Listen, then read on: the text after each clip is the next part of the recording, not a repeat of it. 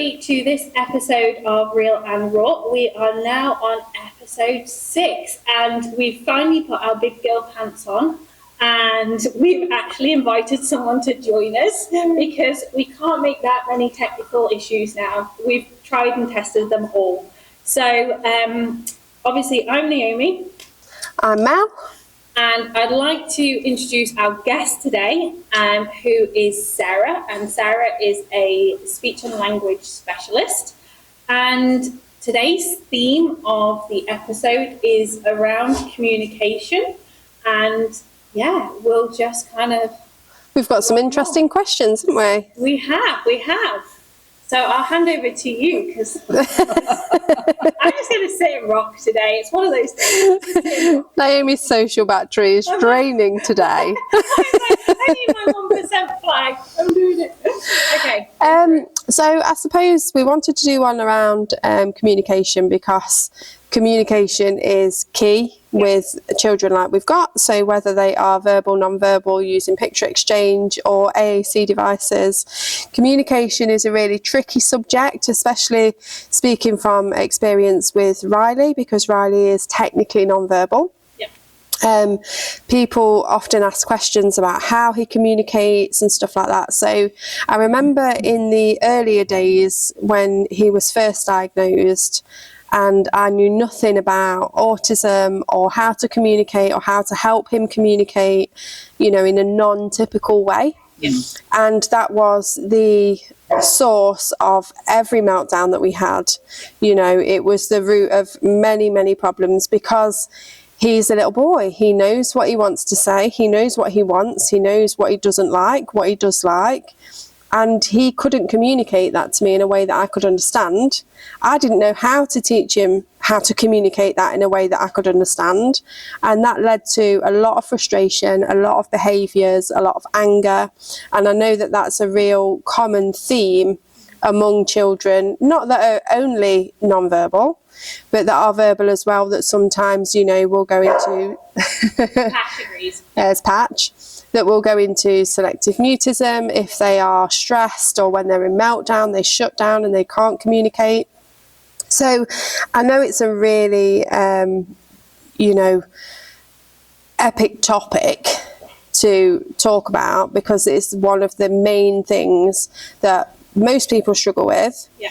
And also it's one of the first things that if we did intervention early enough, like we've talked about on previous episodes, that we would be able to kind of interject and give those skills, and that would then lead to less frustration, less meltdowns, and also, yes, Patch, I agree.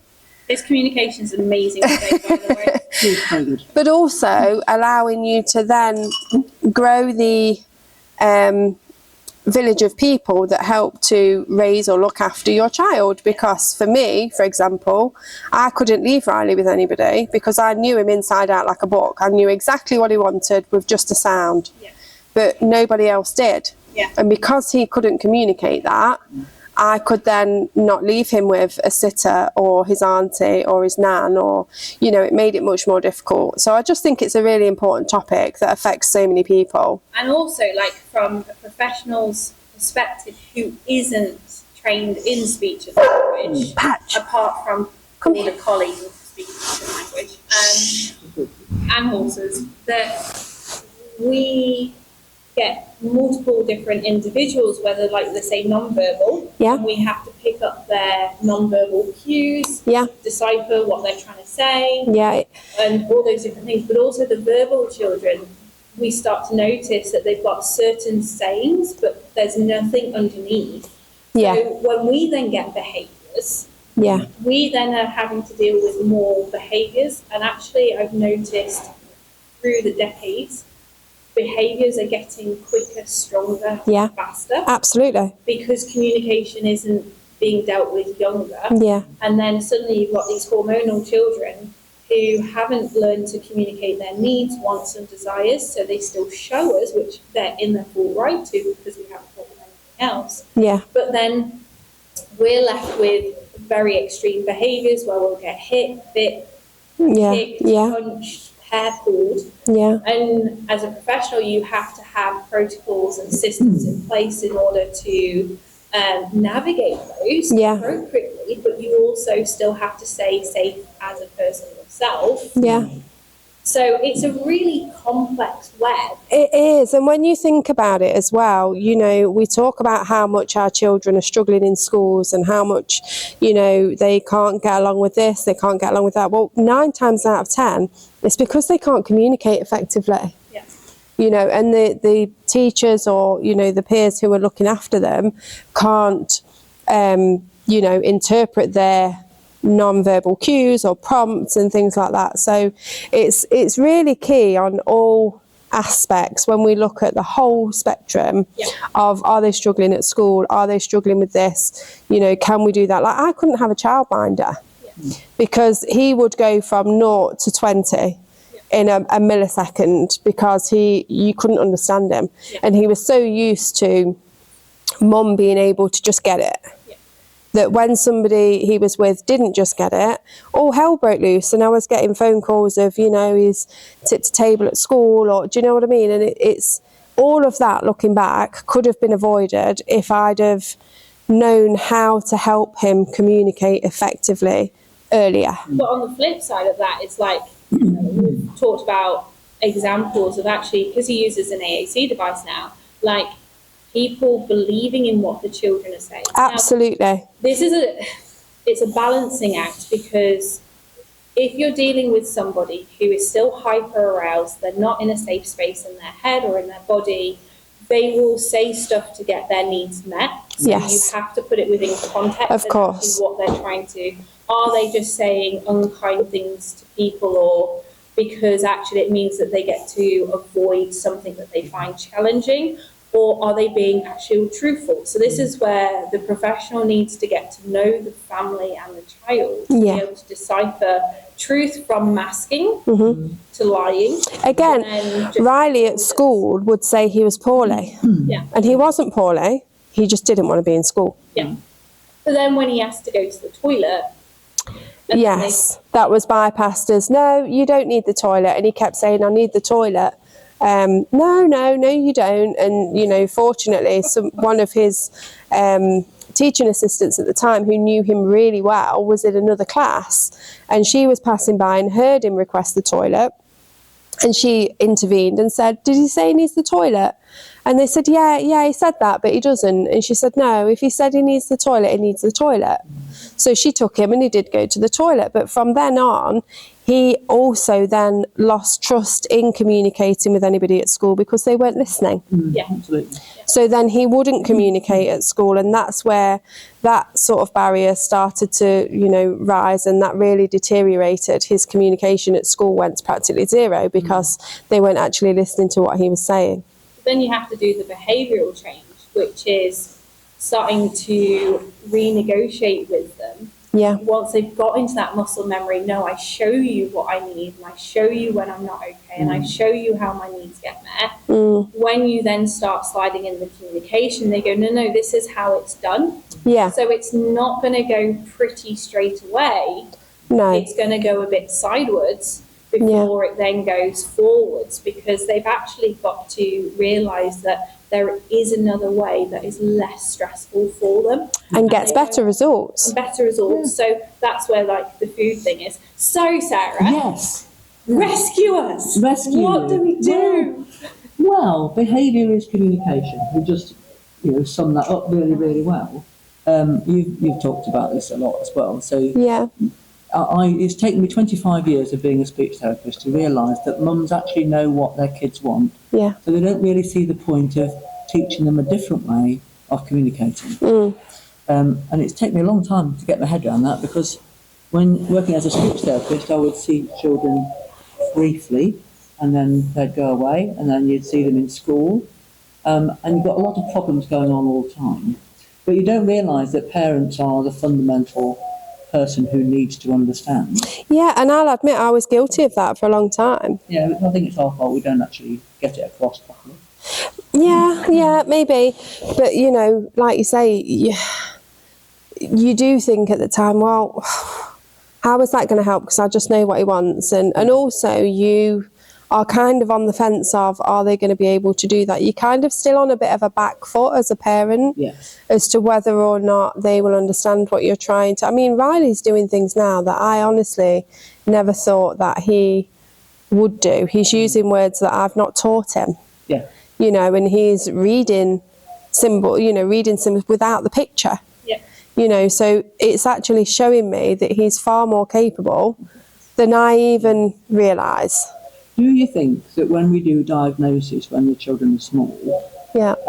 that the diagnosis lowers your expectation of what's going to happen? Yes. So when Riley was diagnosed at 3, we were then referred to, the speech and language therapist that came into school. Mm-hmm. And he was seeing, well, actually, they didn't actually do anything with him. It was they came into school, they did things with the teachers, gave them hints and tips. They would go off for 3 months, come back, do the same thing again. It was about an 18-month waiting list at the time to get on that. Yeah. You'd get 3 of those sessions and then you'd go back to the back of the queue. But what I was always told by those speech and language therapists that saw him were, if he hasn't got any words by the age of, then he will most probably never speak. So basically, he had 2 rounds of that. That took him to about age 6. And then they discharged him because they said, he's now 6, he hasn't got any words, therefore we don't think we can help anymore. And, this child's probably never going to speak. And I know, I'm not saying that they're rubbish and all of that. I'm really not. I know that they can only do what's within their remit. They can only do with what resources they're given. They're only given so many sessions per child, and their caseloads are huge and all of that. I do get it.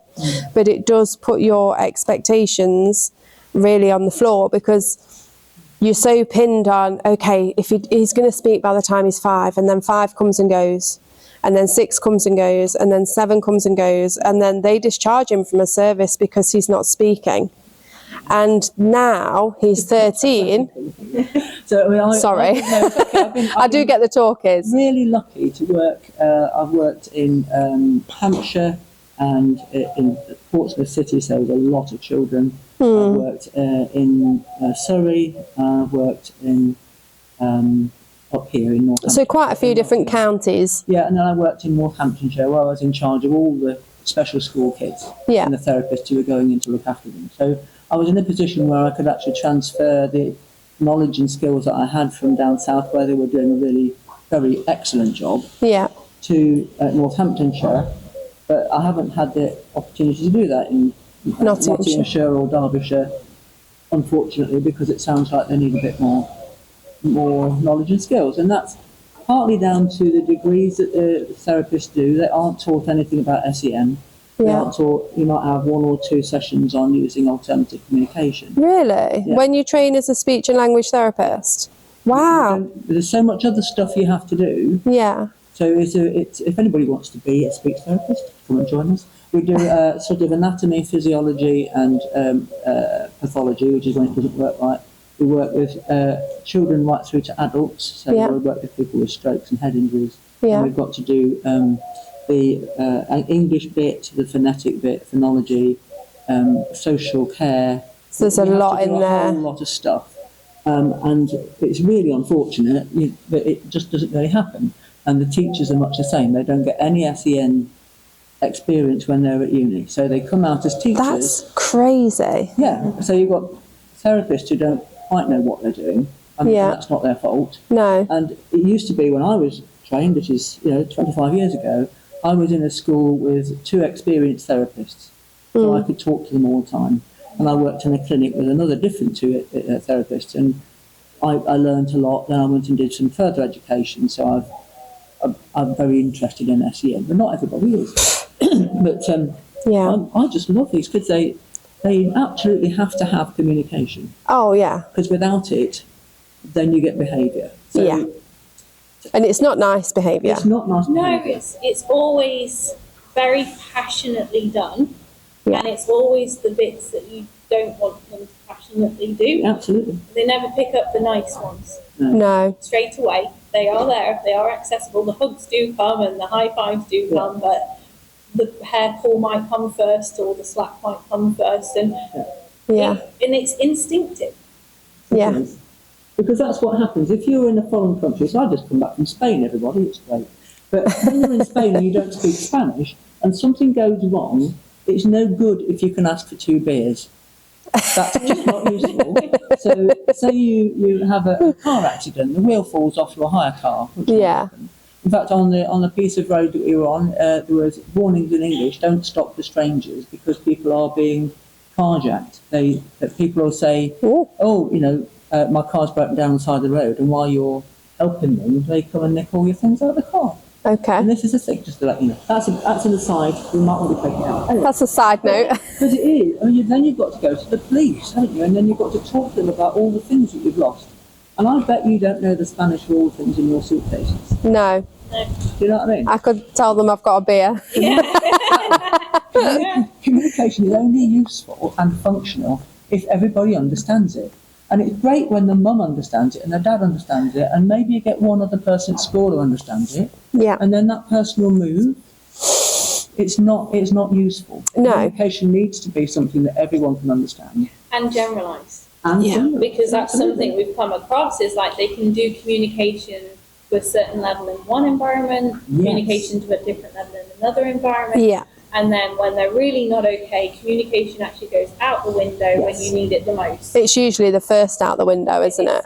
But it's rightly so. It's the highest part of the brain. Yeah. If they go down to their brainstem because they're on fight, flight, etc., then they literally can't access that. So how do they use their motor skills to show you? Absolutely.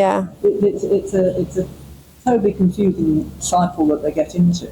So something will happen. So they go into a classroom where they heard all the children who make lots of noise and have behaviour together. Yeah. And then one of them will make a noise that one of them doesn't like. Yeah. And then they'll set each other off. Yes. And where there isn't any communicative ability to say, I want to get out of this place. Yeah. That leaves everybody in a big mess. Yeah, and I think from experience, communication is really downplayed. It's not emphasised enough when these children are first diagnosed. No. You know, it's not something that was at the forefront of my mind. Well, why would it be? Because and it was not something that I thought, right, you know, nobody said to me, okay, he's going to be non-verbal, potentially for a period of time, potentially forever. Maybe he'll still talk, we don't know, maybe. But so you need to work out other ways to help him communicate effectively. Nobody said that to me. Yeah. But also, this comes back to the whole glass ceiling thing, that there is no expectation for them to be able to talk. There was no expectation for him to talk. Actually, which is fine, like we said, when they're 3-4 years old and you can still pick them up. But having a fully, like we talk often about, okay, what will this look like when they're 30, 35, 40? You can understand why people's worlds shrink so quickly. Absolutely, I can understand why people don't leave the house. Anybody said. No. And also, there is a limit. Like, I've had people come in and they're like late teens, their hormones are full-fledged, and it's too late for me in this environment to be able to put in communication because actually it's unsafe. And that's the thing about communication. I think a real key point that you've said there is that window of opportunity. Yeah. You have a window with communication. Yeah. And I know that we've spoken before, and we'll go into this a little bit more, but about trying different forms of communication. Yeah. Because sometimes it doesn't stick the first time. I had no idea what I was doing, to be fair, so I don't think I taught any of them very well. But I might go, I think I probably went round four times the circle of doing PECs, of doing this, and we had AAC, and it, you know, it was the fourth time round that I actually managed to work out a way of how to teach him correctly. Yeah. Yes, exactly that. And I go back to what I was saying, that parents don't need to know about using AAC. Why am I going to bother putting in symbols for them to ask for something that I know what they can go and get? Exactly that. Why do you do that? Because it's independent skills, isn't it? They can help themselves with it. I did exactly the same thing. And they would say, well, how does he get what? How do you know what snack he wants? And I'm like, oh, he just gets it. Yeah. I was that person. What? So many of my clients have been like that at some point or another. Yeah. But there was, what was I going to say?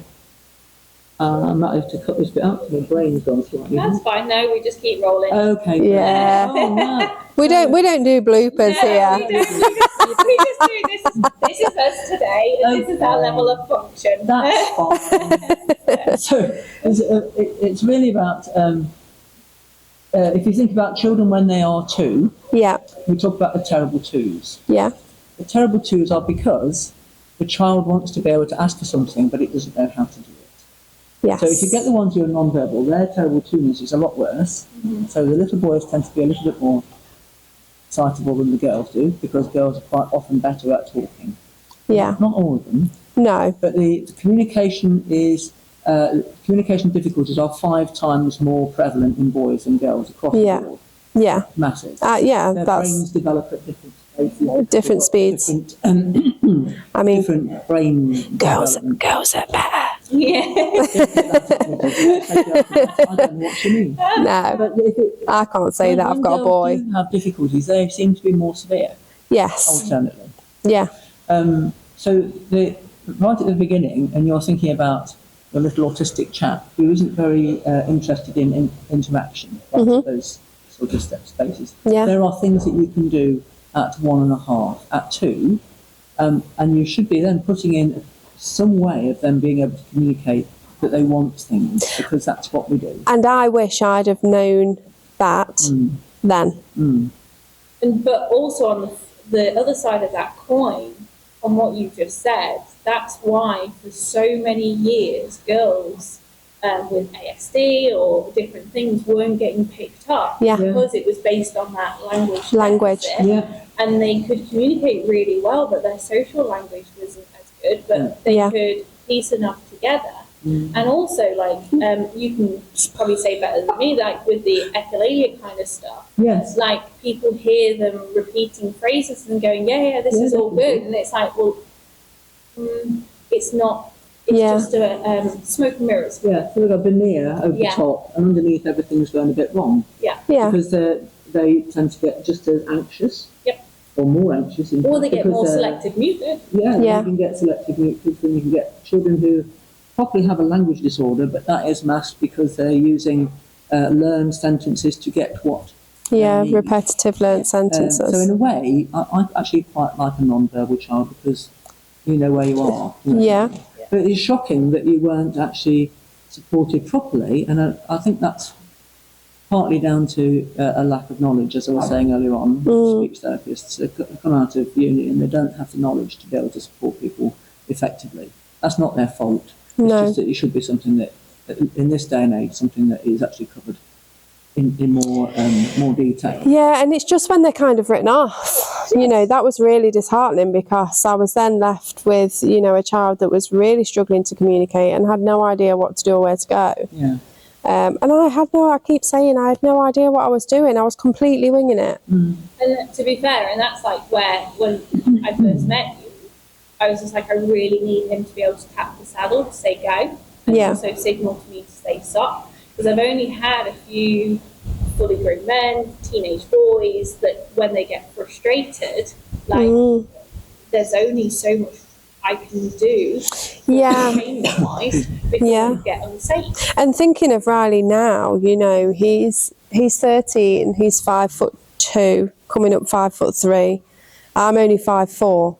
He's a big strapping lad. He's got a good set of shoulders. Yeah, he wears men's size clothes. He's a strapping lad, and I need to be able to keep that frustration at a minimum because of his size, and he needs to be able to tell me that he's not okay, why he's not okay, and what he would like me to do. Because also, people, there's not a lot spoken about, because it's all kept behind doors, and is the smashing up of the houses, that happened. Parents being emotional punch bags, physical punch bags, and just there's so many behaviours that are presented and you guys just deal with it, and you find it, you just go, well, this is just how it is. This is just autism, is what it usually gets branded as. Yeah, and it's not at all. No. See an educational psychologist who doesn't have a clue about communication either.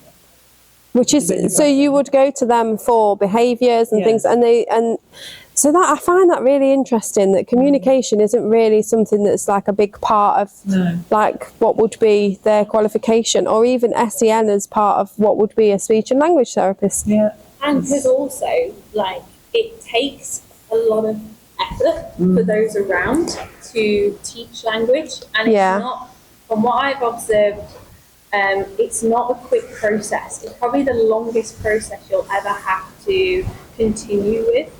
And because of that, like, parents avoid it. Yeah. Because it's just like, I've not got enough capacity for the rest of stuff. Yeah. Let alone now trying to teach them all this stuff. And then they look like, well, why is no one else doing it? And it's like, because actually they're most regulated in home. So you get the best version. Yeah, but nobody actually tells you how to do it or what to do. No. So it's really hard, and we were saying previously about it being such a shame that to find people that specialise in children like Riley, you unfortunately have to look at private people. But I do also firmly believe that any professional that specialises in neurodivergence or in SEN or, you know, in children like Riley are extremely passionate about what they do. They want to spend the time, they want to put in the effort, they want to try something that, you know, perhaps hasn't worked for one, or they're quite willing to do different things for different people because everybody's so different. Yeah, they are. And something we need to sort of think about is communication isn't just being able to talk.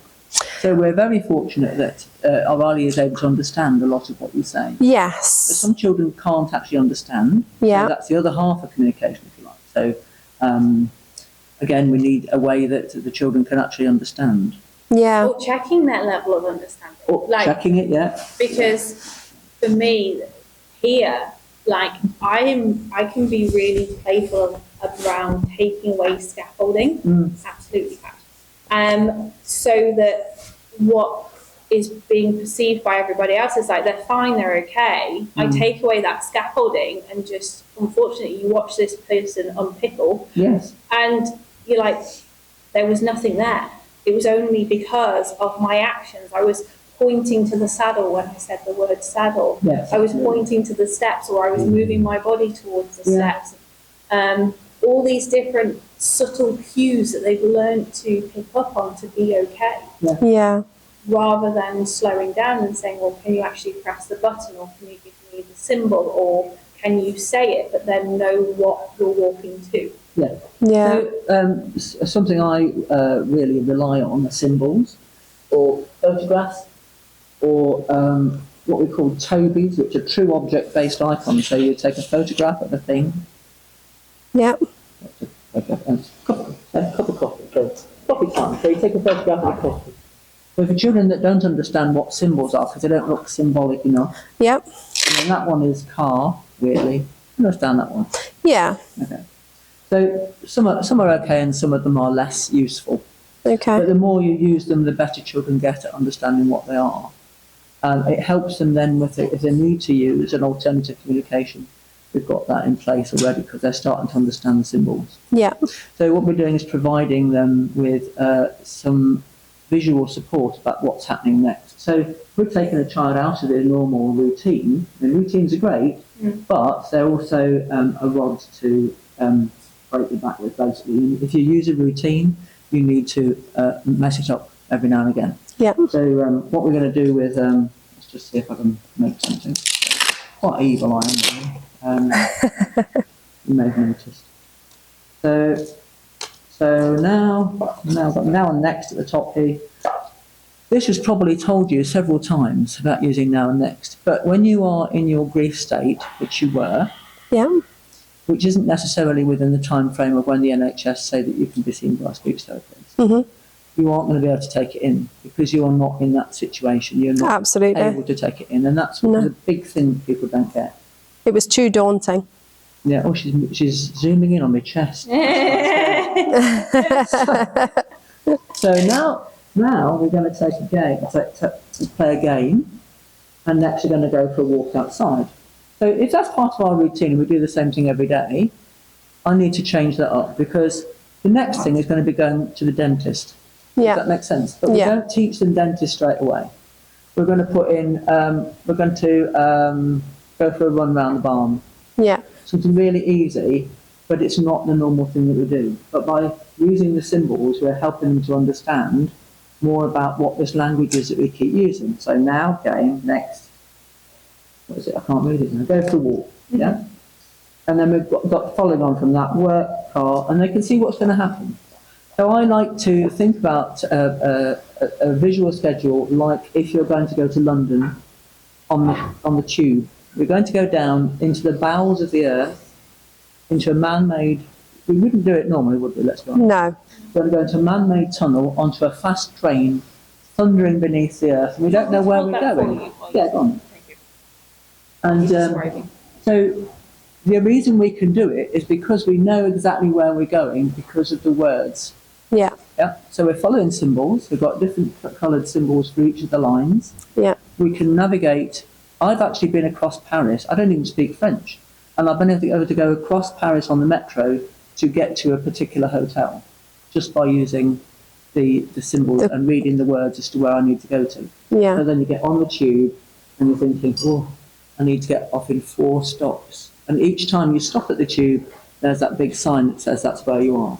Does that make sense? Right? Yeah, it does, yeah. We wouldn't do that if we didn't have their symbols. No, that's very true. And I suppose when you put it into context like that, how many times do we go and do something when we don't know what we're doing next? Well, we're dreadful, aren't we? We don't do it. Yeah, but we don't. I mean... But also how much we assume that they know what we're thinking. Yeah. We assume, or they know we're going to go to the car and it's this day, and have they got the recall of time? Have they understood, like for me, language, but one of the biggest things is for them to, first of all, understand the concept of time, that something is now, and then next, but then that moves to now. Yeah. And then the next one goes on to next. Some of them don't even have that concept, that they just go, everything's next. Yeah. So then when you go, well, we'll do that next, they literally blow up, because they're like, but that means I'll never get it in my life. Because they don't understand that it will move. Yeah. Unless you use it. Yes. You have to use it. Yeah. The more you use it, the better it gets. Yeah. And to start with, they don't really like it, I have to say. No, But that's fine. And it's a way, I think it's the most wonderful thing that parents can do with their children, is to get now and next happening. Yeah. And what I did was I started with Toby because, and I don't know if it was because he didn't understand the symbols or whether it was me that was thinking he won't be able to understand the symbols. I don't know whether it was a bit of that, to be honest. But I used the Toby's because he could resonate with the picture. Yeah. And then transitioned from picture to symbol, and even now on his AAC he has some symbols and he has some pictures. Yeah. And pictures are for specific things. Yeah. And people. Yeah. One thing I would say is that symbols shouldn't just be used for non-verbal. No, absolutely. They Yeah. are really needed for people who have language and who have verbal communication, because actually a lot of time they don't have that short-term, long-term loop going on. Yeah. So they need something like a phone reminder or an Alexa reminder to start to help them understand, well, this is a sequence of events and actually this is what I need to express. Yes. Yeah. And we're using visual strategies to get us through our day. Yeah. You know, if it's not on my calendar, it probably doesn't happen. Yeah. So we can progress on from this.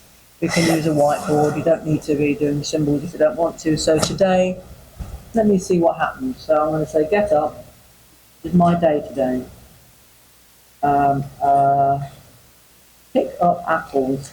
So that sounds like a random thing to do, but I've been going around picking up old apples for our pigs. Singing. That's what I did this morning. Go to names. Okay, on a whiteboard, easy as you like, and then when it's finished, you can just rub it out.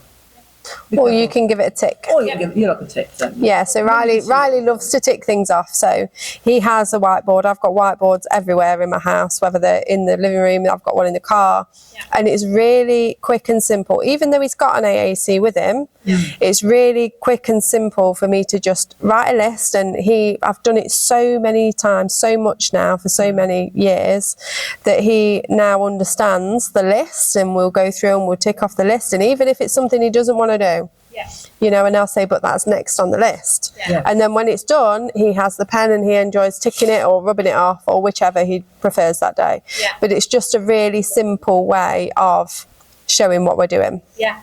So this is, I can take my glasses off to read it. This is the sort of thing that schools tend to do, because this is our morning routine, okay? So on Monday, we have tutor, PSHE with Mrs. Reed, maths with Mrs. Ray, then we've got break, then we've got science, then we've got English, then we've got lunchtime, then we've got PE. So yes, it's a visual timetable, but there is no ability to actually change that, to mess about with it, to make them happy with change. Because one of the things we've got on our AAC is I don't like the change, isn't it? And Yeah. the kids hit it all the time. Oh, yeah. That's it. Like, literally, it's just like spot the difference on which one to tell Naomi off for changing something. Yeah. And there's one child who literally will come in and they will go through the list, and I have to prepare myself, because I'm just like, okay, I've moved 2 books, I've moved the saddles, they're in a different sequence, and I've done this, and I have to wait. And go, I don't like the change. The saddles have moved. Why have you moved the 2 books? And I'm like, yeah, I know. And if I did any big changes, it's just like, well, that's that session gone. But it was really important for them to tell me, and also for me to acknowledge, you're correct. I did change something. And it's having that two-way communication of, I'm listening, I understand. So Riley has that at home because he's now homeschooled. We have a tutor come in 3 days a week who's great. So we have a timetable like this. Yeah. But what we have is all of these, it's okay, all of these little squares are all printed extra like these on a Velcro. Yeah. So that we can chop and change the routine. Yeah. And also they can say, like, so one of my big bugbearers is children having to be happy all the time. It's such a high expectation that we don't even have on ourselves. So for them to come in, like, we have days where we're on a bit lower battery life than we might have been. Yeah. It might be actually, can I defer that one job till tomorrow? Yeah. Because I just don't have the battery life for it. So for them to be able to go, I can do those 4, but that 5th one is just one too many. Can I do it tomorrow? Yeah. Negotiation. Why not? Absolutely. But also, you know, you might come across things like Riley goes swimming 4 times a week. And actually, swimming might be closed today. Yeah, absolutely. You know, and he ain't going to like that because he likes to go, he'd go swimming every day if I'd let him, you know, but it might be closed. And in which case we have to chop and change the routine. Or, you know, his wonderful carer PA Chloe might be poorly today. Yeah. And today he hasn't got Chloe in, but it's Monday and I have Chloe on a Monday. Well, not today because Chloe's poorly. And to be fair, I've just recently had somebody and they showed up on a different day and the wheels fell off. Yeah. So I got the AAC device and I was just like, it's different day because you were on holiday. Yeah. And I had to play it, I think, 4 or 5 times before they were like, different day because of holiday. I was like, yeah, absolutely. And that's then the other like, thing. They were really angry and frustrated because they're just like, do not see you on this day. Yeah. I was like, I get it, but you were on holiday. Yeah. And then they were like, oh, okay. That's the other thing, though, that nobody tells you is the repetition. The amount of repetition that you need for them to actually hear what you're saying. Yeah. And that's why this works better. So I could tell you how to get on the tube journey. I could say if you get on at Piccadilly and you take the blue Piccadilly line and you go down the big steep escalator, you go down onto the blue line and you take the left-hand turn, so you're going to be going north and you're going to travel for 4 steps. Yeah. 4 stops and then you get off. You wouldn't be able to remember the beginning bit of that. I can't remember it now. No, I can't. I just remember That's Piccadilly. Totally normal. It's totally normal. We just do it all the time. Yeah. Sat navs have made everybody really, really. Oh, I use it for everything. I know. Absolutely everything. A map is great. You know, you can see where you are in the world. No one can read a map anymore. Well, I can, because I'm really old. But by doing this, you can get them to go and look at it themselves. So you've got a calendar. I've got the calendar. Yeah. We don't tell each other what's on the calendar, so you go and look at it. Yeah. It's a visual support. This is what's helping children to get through the life. Yeah. You can then start teaching them how to do things like go shopping, give them this is where you're going. It's so expandable, isn't it? Absolutely. You can use it for so many things. And I think even though Riley has an AAC, we use this a lot. Good. A lot. Yeah. And we have shopping lists, and even down to things like he has a recipe book now. Yeah. You know, we do cooking at home and he can pick what he wants to cook, and then he's got the shopping list for the shop. So then he'll have, we're going to the shop on his list, or however, we're going to go to the shop, we're going to get the ingredients, we're going to come home, we're going to make whatever it is. And he can then take the list that he's got like this with the symbols, and he can either take them off or he can tick them or whatever he wants to do that day. And then he's got the list of steps of what he needs to do. So you need to get out a bowl, you will need a spoon, you know, and it's so expandable. Yeah. But I'm going to be devil's advocate. Go on. Because of my experience here, that some of the things that I've come across with people is just like they don't want to carry around this big book. No. It's not practical. That's been kind of my so two parts to that is the first part is one thing I've observed is this teaches children how to ask. Yeah. I never realised how important it was because a lot of them don't even know how to ask for something. No, that's the biggest problem. So how would I ever know what they needed if they can't ask me? So teaching them that first so that they can ask is amazing. However, I've had Buzz Lightyear eat numerous symbols and I've had numerous disappear into the ether with the wind and lots melted in the rain. So, or washed. It's been through, a few of them have been through my back pocket a couple of times. So, and that's one of the things, but for people to not be discouraged by the practicality of it, because actually if you just practice at home to teach a child ask for something, there is so much the rest of us can do, because then we can slide them onto the AAC. It's a really good stepping stone. You know, and like I say, we use both, you know. There's two, this is kind of helping their understanding. Yeah. Really. But we use symbols to help children to learn to ask for things. So picture exchange communication system is an ABA approach. And as such, it has been, what's the right word, trashed in the press by other speech therapists and people who are autistic who said that they don't like ABA. So it's been thrown out, and it's a little bit like the baby's been thrown out with the bathwater. So Riley would have had PECs when he was young. He did, yeah. And he's understood the point of giving you something or other to get something back. Yeah. So I'm giving you words, if you like. Yeah. That's a word. So all this is representing a word. Yeah. A car. Right? Okay. So if you can get your head around the fact that children just need to learn that they can ask for something, probably using a picture, because that's the best thing to use, and you can just help them to do it and they'll get it really quickly, like 10 minutes. Yeah. Especially if you use something desirable like yes. Start off with something highly motivating. And it works. I've seen it work. I've done 25 years and it still works. Yeah. Yes, children can say words, but they don't necessarily know, or the person who you're talking to doesn't necessarily know what it is that they want from the words that they're saying. If they're a Gestalt language person, they're going to learn words that they find interesting. Yeah. I'm just trying to think of an example. I can't think of any at the moment. But they may not have the correct word for the thing that they want. Yeah. So at that point, that's not really terribly useful. Whereas you can have a choice board of things here. The Gestalt language processors will have a communication board which will have things in it. The nice thing about using the pictures is you can teach them how to travel, to come to find you, to ask for something. Yeah. They're not just stuck in one place, and they can only do it because of that generalisation again.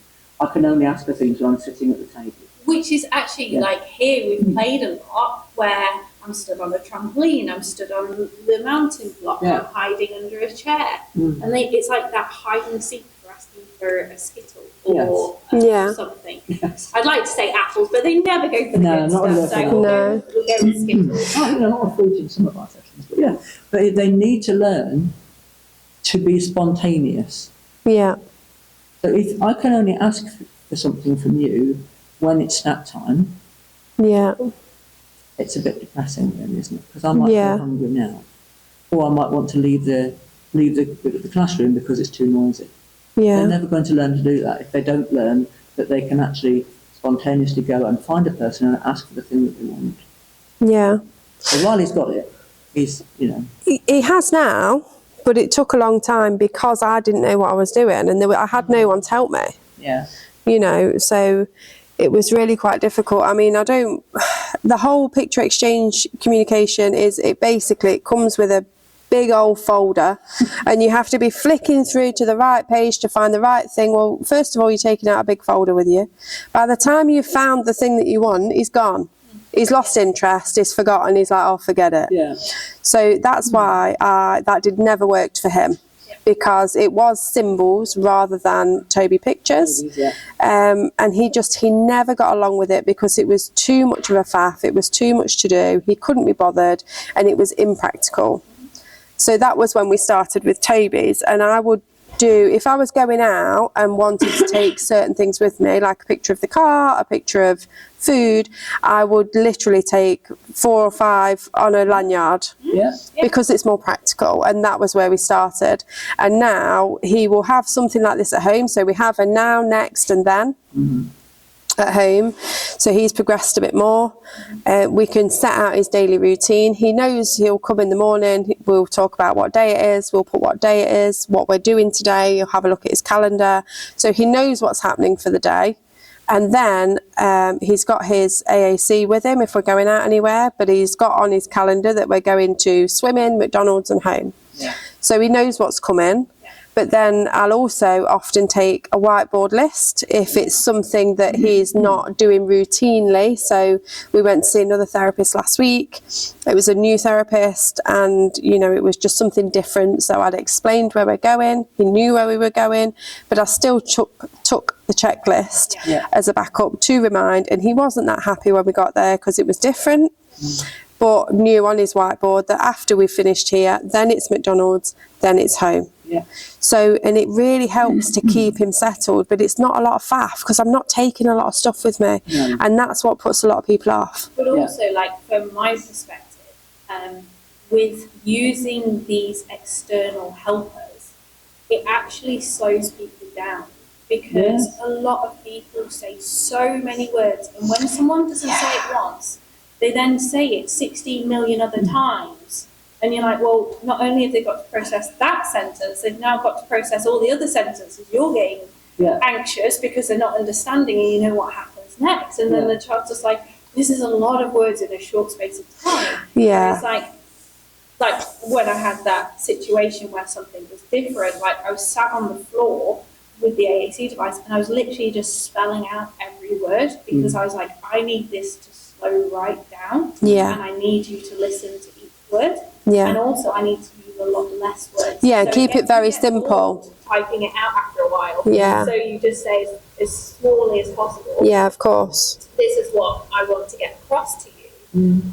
But people find it difficult to not say a lot. Yeah. And they find it difficult to slow down when they're talking. Yeah. Yeah. And you can relate that again to being in a foreign country. Yeah. So, interestingly, when we ask people in English to use simple language, they use the longest words, Yeah. which you wouldn't normally use in that situation. That's crazy, isn't it? And that's the other thing, you know, we as parents and caregivers and all of that, we really need to think about our language. Yeah. And it takes some training. You have to train yourself to do it, as you know. But you have to really think about your language and what language you're using, how much, how many repetitions, have they had enough? Do they, you know, there's a lot to consider. And again, this helps because you're all saying the same thing.